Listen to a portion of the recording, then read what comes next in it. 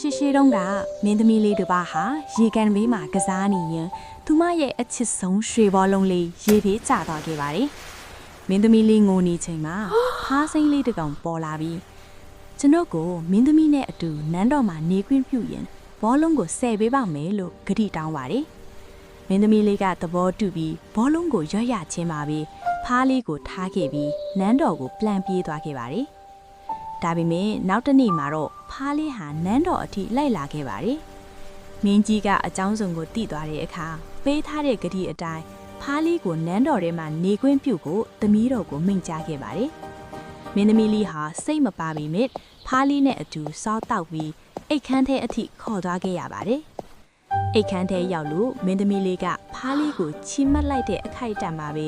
အံ့ဩစရာမှော်အလင်းတန်းတွေထွက်ပေါ်လာပြီးဖားလေးဟာချောမောတဲ့မင်းသားလေးအထိပြောင်းလဲသွားပါတော့တယ်။တကယ်တော့မင်းသားလေးဟာစုံမရဲ့ကျိန်စာတင့်နေလာဖြစ်ပြီးမင်းသမီးလေးရဲ့ဂတိတီးမှုကြောင့်ကျိန်စာတည့်ရသွားခဲ့တာပါ။အဲ့ဒီနောက်မှာတော့သူတို့နှစ်ဦးဟာတဦးကိုတဦးချစ်ခင်စုံမှတ်ပြီးပျော်ရွှင်စွာပေါင်းသင်းနေထိုင်သွားကြပါတော့တယ်။နောက်ထပ်ဘလို့ပုံမြင်လေးတွေတင်ပေးဦးမလဲဆိုတာသိရဖို့ like follow subscribe လေးလုပ်ထားပြီနော်။